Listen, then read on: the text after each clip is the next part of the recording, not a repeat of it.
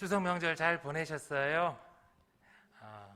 하나님께서 이 예배를 통해 좀 지친 우리 성도님들의 몸과 영혼을 새롭게 해주시기를 축복합니다. 지난 한 주 중국 2위의 부동산 업체 헝다그룹 그런 회사의 파산 우려로 세계 경제가 막 요동을 쳤습니다. 작년까지 알려진 그 회사의 부채만 1조 1,500억 위안, 한화로는 약 350조 원 정도 된다고 해요. 한 나라도 아니고 한 회사가 무슨 빚이 그렇게 많을 수 있는지, 그런 상황인데도 어떻게 이 회사가 계속 사업을 해 나갈 수 있었는지 저는 잘 이해가 안 됩니다. 150만 명이나 되는 사람들이 이제 새 집을 받기 위해서 돈을 내었음에도 이제 회사가 파산해 버리면 들어갈 수 없게 돼서 두려워 떨고 있다고 하는데 정말 안타까운 일이지요.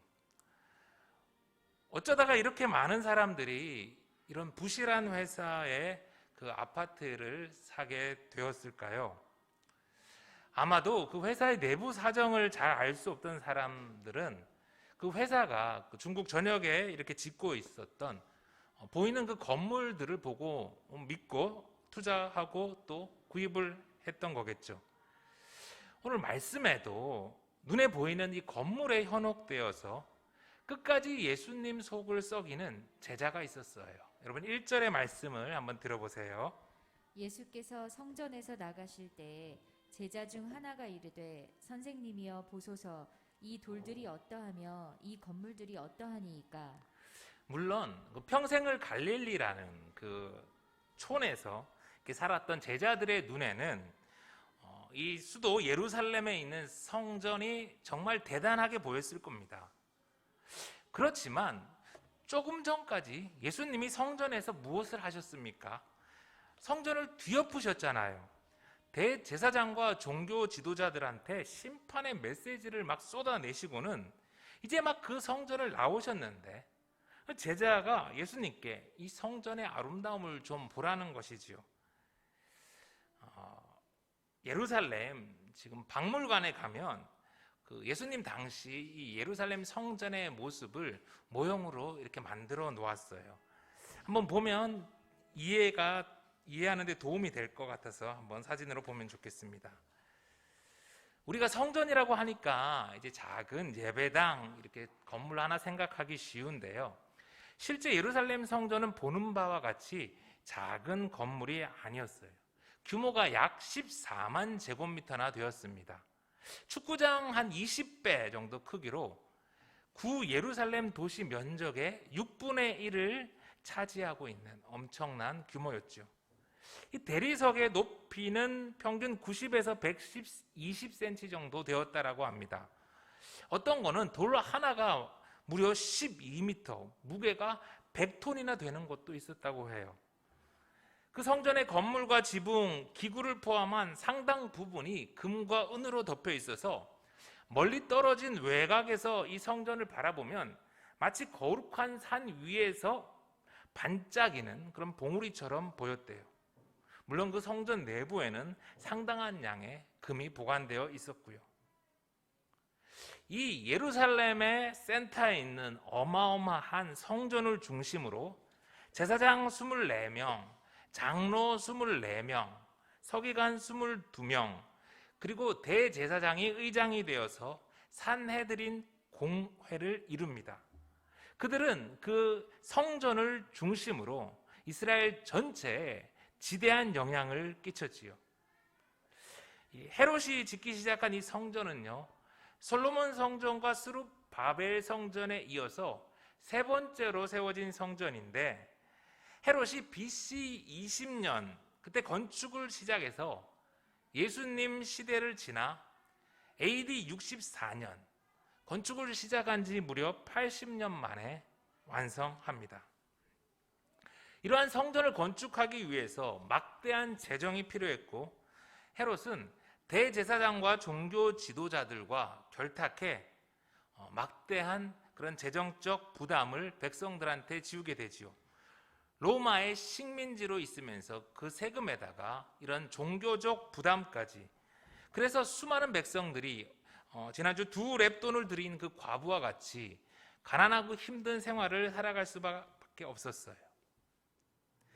뱀들아, 독사의 새끼들아, 너희가 어떻게 지옥의 판결을 피하겠느냐? 타락한 종교 지도자들을 향해서 예수님이 그 큰 분노를 토해내셨음에도 제자들은 여전히 눈앞에 보이는 이 크고 아름다운 성전 건물에 미련이 남아 있었어요. 아마 그들은 이 타락한 대제사장과 종교 지도자들을 몰아내고 새로운 나라에서 이 아름다운 성전 건물에 대신해서 들어가고 싶었던 것은 아닌가 생각해 봐요. 사람은 누구나 그런 마음이 들 수 있을 것 같아요.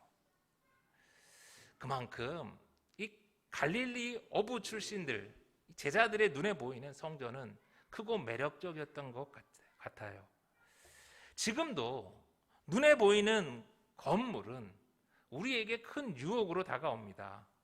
그렇게 흔들리고 있는 제자들에게, 그리고 부동산이 모든 기준이 되어버린 오늘을 사는 우리에게 예수님은 말씀하시죠. 2절의 말씀입니다.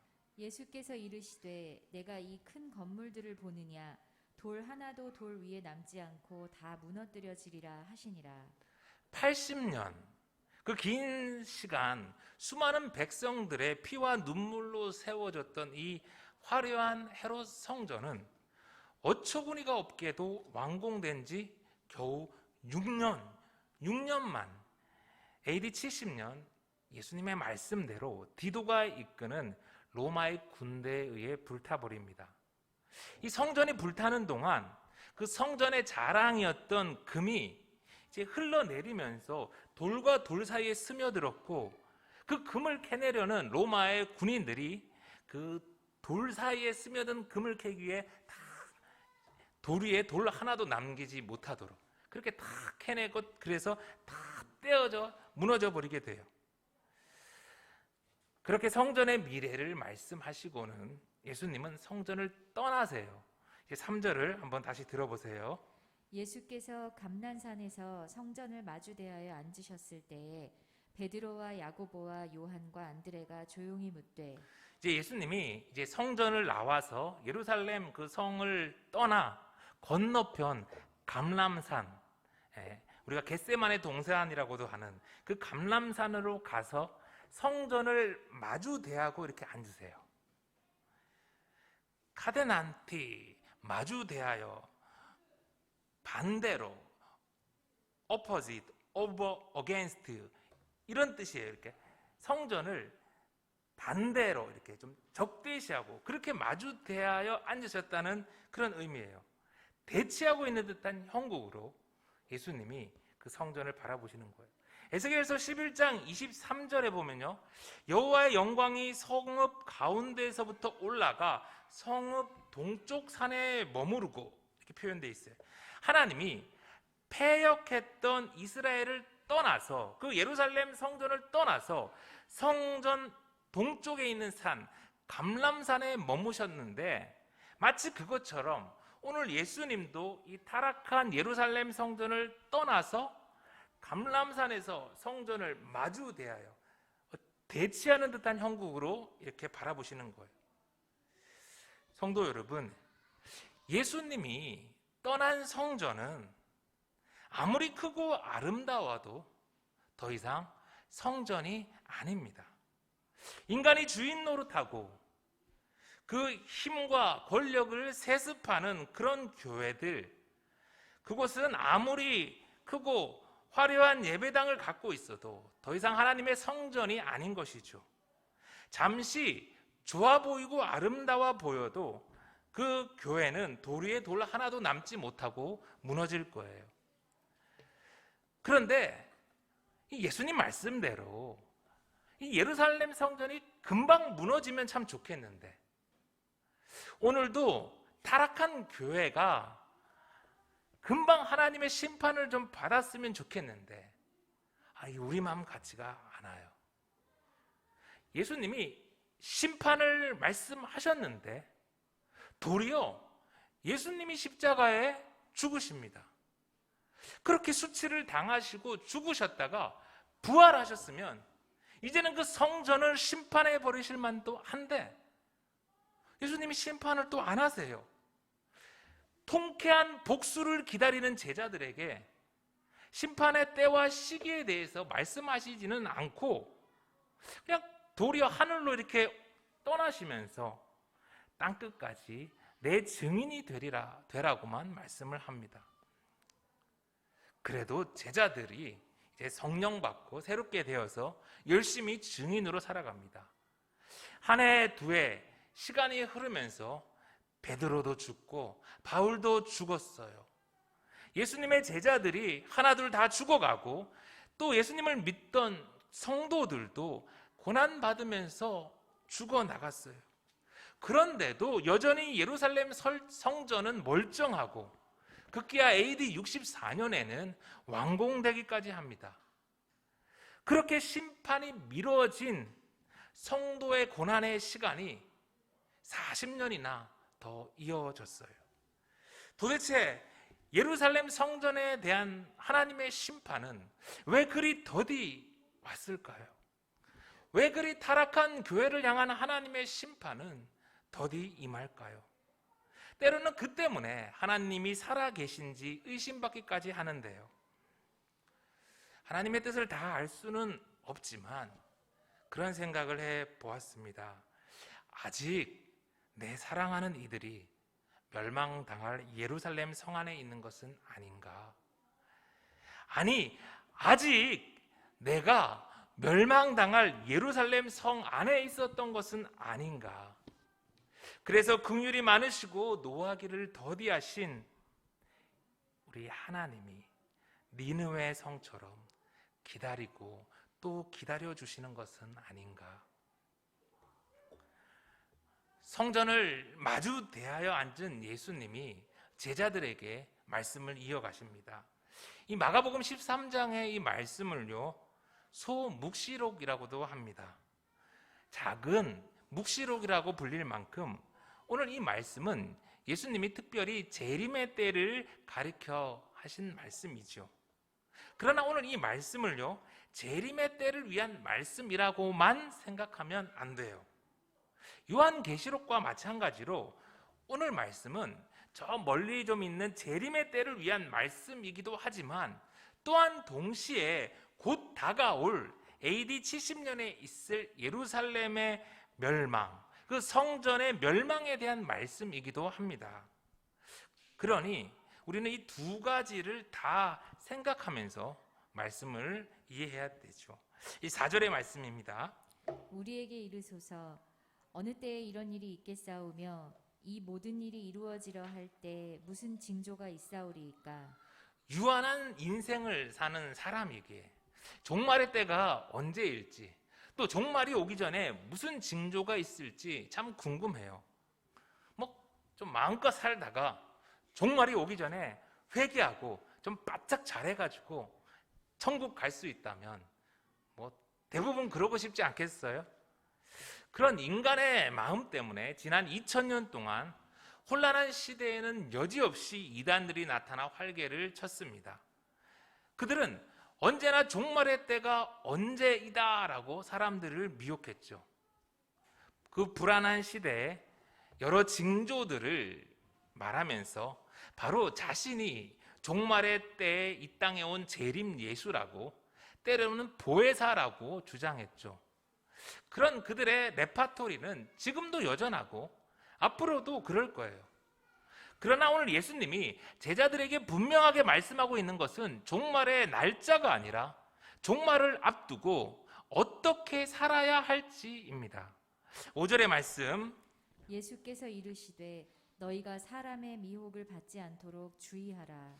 예수님이 첫 번째로 말씀하고 있는 것은 사람의 미혹을 받지 않도록 주의하라는 거예요. 유대 전쟁사라는 책을 쓴 요세푸스에 의하면 AD 66년에서 70년 그 사이에 네로 황제의 통치 말기 로마 행정에 공백이 생깁니다. 그러자 곳곳에 메시아 사상으로 무장한, 그러면서 반란을 이끄는 유대인들, 소위 열심당이 막 늘어났어요. 스스로를 메시아라고 칭하는 이 사람들이 사람들을 모았고 예루살렘과 그 성전을 장악하며 로마의 반기를 들었습니다. 처음엔 분위기가 좋았어요. 그러나 곧 디도가 잘 훈련된 로마 군단을 이끌고 와서 예루살렘 성을 포위해버리죠. 그리고는 그 안에 있는 사람들을 아사, 굶겨 죽이기 시작합니다. 얼마나 그때의 고통이 심했는지 부모가 자식을 죽여서 먹는 일이 일어났어요. 굶어 죽는 시체가 너무나 넘쳐났대요. 그런데 더 놀라운 것은 그런 비극적인 상황 속에서 저마다 메시아라고 칭하는 사람들끼리 이렇게 파벌을 이루어서 예루살렘 성 안에 있는 자기들끼리 싸우고 죽이느라 스스로 멸망해 갔다는 것이죠. AD 70년 그 멸망의 날에 예루살렘 성 안에 있던 사람들 중 110만 명이 죽었어요. 그나마 살아남았던 소수의 이들은 노예로 끌려가거나 또 그 과정 가운데 죽어갔죠. 스스로를 메시아라고 칭한 사람들에게 미혹된 사람들의 이루 말할 수 없는 비참한 마지막이었어요. 제가 그 상황들을 읽으면서 그들의 고통이 얼마나 극심했는지 코로나로 힘든 건 명함도 못 내밀겠더라고요. 예수님은 계속해서 말씀하십니다. 7절, 난리와 난리의 소문을 들을 때에 두려워하지 말라. 이런 일이 있어야 하되 아직 끝은 아니니라. 민족이 민족을, 나라가 나라를 대적하여 일어나겠고 곳곳에 지진이 있으며 기근이 있으리니 이는 재난의 시작이니라. 요즘도 전쟁, 테러, 기후위기, 우리를 두렵게 하는 뉴스가 넘쳐나잖아요. 그러나 예수님은 두려워하지 말라라고 말씀하셨어요. 미혹받지 않게 조심하라. 그리고서는 또 두려워하지 말라고 하세요. 난리의 소문이 들릴 때 여러분 두려워한다고 될 일이 아니지요. 속히 판단하고 대처를 해야죠. 그런데 사람은 두려움에 사로잡히면 정상적인 판단을 하지 못합니다. 엉뚱한 사람과 정보에 미혹돼요. 그래서 예수님은 두려워하지 말라라고 말씀하세요. 그리고 만약에 성도가 멸망당할 이 예루살렘 성 안에 있다면 그건 정말 괴롭고 두려워할 만할 거예요. 그러나 오늘 성도가 이 예루살렘 성 밖에 있다면 예루살렘을 공격한다는 그런 전쟁의 소문이 들릴 때 두려울까요? 두려워할 필요가 없겠죠. 중국 그 헝다그룹 파산 위험 때문에 많은 사람들이 두려움에 사로잡혀 있대요. 그러나 그 헝다그룹의 아파트를 분양받지 않은 사람들, 헝다그룹에 투자하지 않은 사람들은 뭐 별로 두려워하지 않을 거예요. 도리어 이걸 기회로 싸게 사고 이득을 취하려고 할 거예요. 2008년 리먼 브러더스 사태를 다룬 영화 빅쇼트처럼요. 심판받아 멸망당할 그 성 밖에 있다면 성도는 심판을 두려워할 이유가 없어요. 도리어 그 성 때문에 고생했던 사람들, 패역한 예루살렘 때문에 순교당한 이들은 하나님의 보좌 앞에서 외치고 있습니다. 계시록 6장 10절에 보면 큰 소리로 불러 이르되 거룩하고 참되신 대주제여, 땅에 거하는 자들을 심판하여 우리 피를 갚아주지 아니하시기를 어느 때까지 하시려 하나이까. 그들은 지금도 억울하다고 하나님께 심판의 때가 속히 오게 해달라고 외치고 있죠. 여러분, 심판 또한 하나님이 살아계시고 역사를 주관하시는 증거이기에 성도가 두려워할 필요가, 이유가 없습니다. 코로나가 길어지면서 처음에는 걱정이 많았죠. 그러나 또 한편으로는 이 코로나를 통해서 미세먼지가 사라진 맑은 하늘을, 맑은 공기를 되찾게 되었잖아요. 하나님이 이렇게 부분적으로 인간을 심판하지 않으면 하나님이 인간을 심판하기 전에 인간들이 먼저 지구를 다 파괴시켜 버릴 거예요. 여러분, 교회도 마찬가지예요. 교회를 사유화하고 세습해도 계속 교회가 부흥하고 성장한다면 그게 더 무서운 거 아니겠어요? 그럼 교회의 탈을 쓴 다른 것이겠죠. 한국 교회를 향한 하나님의 심판이 고통스럽지만 그 또한 분명 하나님이 살아서 역사를 주관하시는 분명한 증거예요. 그럼 이 종말의 때를 향한 하나님의 계획은 무엇일까요? 9절의 말씀입니다. 너희는 스스로 조심하라. 사람들이 너희를 공회에 넘겨주겠고 너희를 회당에서 매질하겠으며 나로 말미암아 너희가 권력자들과 임금들 앞에 서리니 이는 그들에게 증거가 되려 함이라. 또 복음이 먼저 만국에 전파되어야 할 것이니라. 종말의 때 우리를 향한 하나님의 계획, 그건 바로 성도의 고난을 통해서 복음을 만국에 전파하시는 거예요. 물론 고난이 아니라 우리가 영광 중에 복음을 전파할 수 있으면 얼마나 좋겠어요. 그러나 하나님은 화려한 예배당과 성도가 가진, 교회가 가진 그 돈과 힘이 아니라 고난받는 성도들을 통해서 복음을 전파하세요. 그렇게 하나님은 마지막 때에 알곡과 가라지를 구분하세요. 아니, 그래도 하나님 왜 우리만 이런 고생을 시키나요? 그렇지 않아요. 하나님은 독생자 예수 그리스도를 먼저 보내셔서 먼저 그 길을 가시게 하셨어요. 예수님이 먼저 매질과 모욕을 당하셨고 십자가에서 죽임 당하셨어요. 그런 예수님의 고난과 순종으로 말미암아 구원의 은혜가, 하나님의 나라가 이 땅에 임했어요. 그리고 하나님은 제자된 우리도 돈과 힘이 아니라 십자가의 길을 통해 하나님의 나라를 이 땅에 임하게 하세요. 물론 이 길은 결코 쉬운 일이 아닙니다. 힘든 길이고 좁은 길이지요. 그러나 하나님은 다 계획이 있으세요. 11절의 말씀, 사람들이 너희를 끌어다가 넘겨줄 때에 무슨 말을 할까 미리 염려하지 말고 무엇이든지 그때에 너희에게 주시는 그 말을 하라.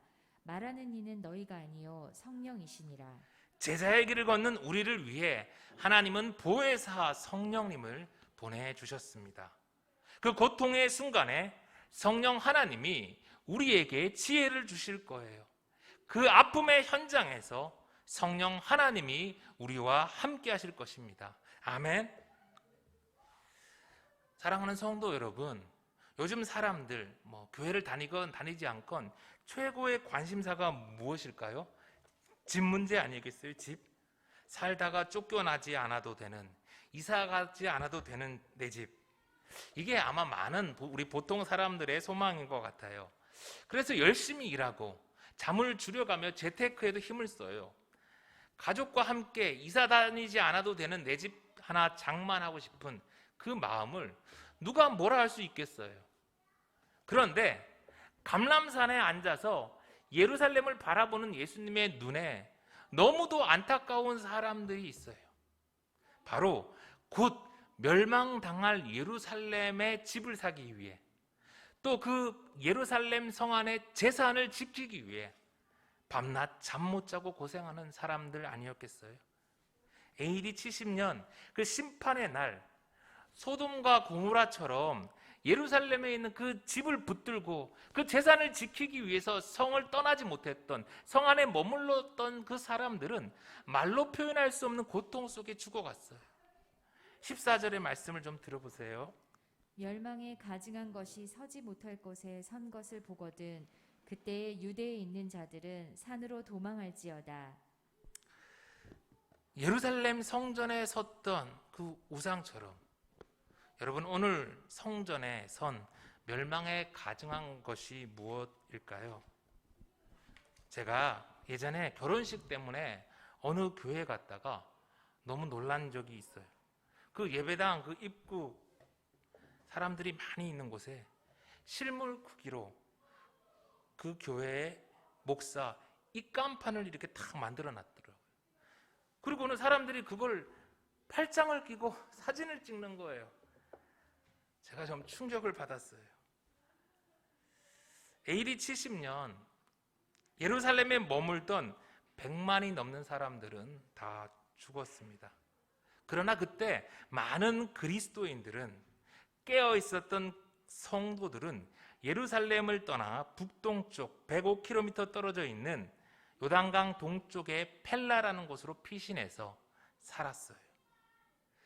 여러분, 교회에서 사람이 주인 노릇하고 사람을 높이고 사람들이 교회를 자기 것 마냥 세습하고 그런 일이 생기면 얼른 떠나야 합니다. 내 영혼을 살리기 위해서 산으로라도 도망가야 합니다. 침몰하는 배에서 아무리 열심히 인테리어를 고친들 무슨 소용이 있겠어요?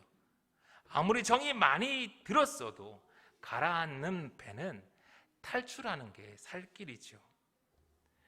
이제 종말의 때를 살아야 할 제자들에게 예수님은 깨어 기도할 것을 말씀하세요. 코로나가 심해지니 정말 더욱더 돈의 위력을 봅니다. 저도 압니다. 힘 있는 사람 쪽에 서면 돈이 나올 거예요. 세습에 동조하고 침묵하면 저도 돈 있고 힘 있는 사람의 편이 되겠죠. 그러나 그런 걸 예수님이 원하시겠어요? 그렇게 교회 유지해서 뭐 하겠어요? 예수님이 제자들에게 그리고 우리에게 가르쳐 주시는 방법은 깨어서 기도하라는 겁니다. 예수님은 마지막 때를 앞두고 그 큰 고난을 앞에 두고 친히 분을 보이십니다. 십자가를 앞에 두고 예수님은 오늘 이 감람산으로 다시 돌아가셔서 기도하셨어요. 땀이 땅에 떨어지는 핏방울같이 되도록 기도하시며 예수님은 마지막을 준비하셨어요. 힘든 시간이 이어집니다. 그러나 하나님은 이 시간을 통해서도 만국에 복음을 전파하세요. 그리고 이 귀한 사명에 저와 여러분을 부르셨어요. 사랑하는 성도 여러분, 우리 인생의 목적이 예루살렘 부동산은 아니잖아요. 아버지 집에 거할 곳이 많다고 예수님이 우리 거처를 예비하러 가셨잖아요. 그러니 우리 예수님 말씀을 믿고 사람에게 미혹되지 맙시다. 두려워하지 말고 성령님과 한 걸음 한 걸음 걸어 나가요. 하나님 나라를 위해 우리 깨어서 기도해요. 또 너희가 내 이름으로 말미암아 모든 사람에게 미움을 받을 것이나 끝까지 견디는 자는 구원을 받으리라. 우리 같이 기도하겠습니다.